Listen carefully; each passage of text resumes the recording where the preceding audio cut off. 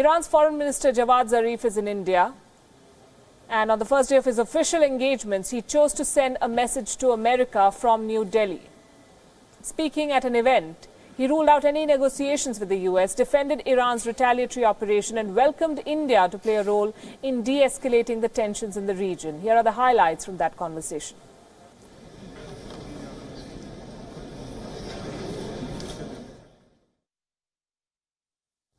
It was an unprovoked attack abusing Iraqi territory against an Iraqi guest inside Iraq. We took action in self-defense under Article 51 of the Charter against a military attack on our military personnel in a foreign land by targeting the base from which the attack had come. Who are celebrating the death of Soleimani? Not the ordinary people. In 430 Indian cities, they mourned his death. Two people are celebrating, President Trump and Pompeo and Daesh. You call them strange bedfellows? Not necessarily. When they assassinated a revered general in Iraq, violating Iraqi sovereignty, they thought, as Secretary Pompeo tweeted, that people would be dancing in the streets of Tehran and Baghdad. Actually, he picked up a small gathering of a few and tweeted that we rid the region of a whatever he want to call him, and then people are dancing. That showed two things which are very dangerous. And when combined, it becomes even more dangerous. Ignorance and arrogance. And when you become an arrogant ignorant or an ignorant arrogant, it becomes a disaster, particularly if you have a lot of power. That has been fueling mayhem in the region.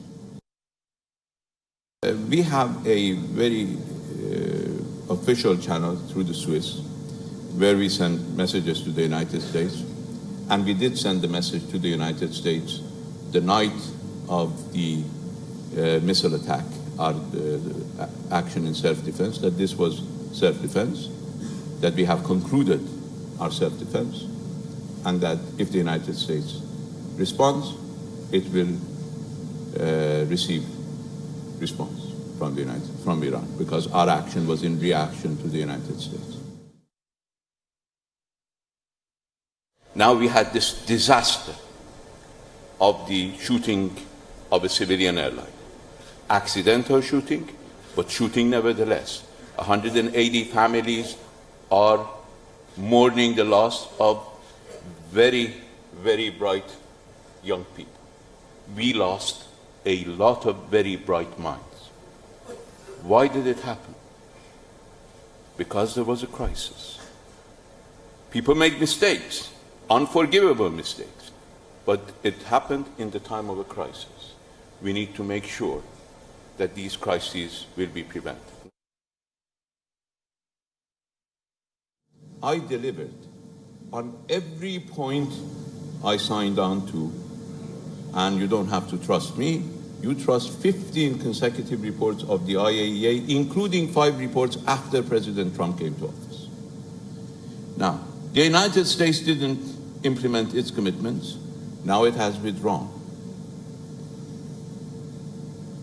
If I listen to President Trump, that you need to, today he repeated what Prime Minister Johnson imprudently said yesterday, that we want a Trump deal. And President Trump is very happy. Yeah, we want a Trump deal.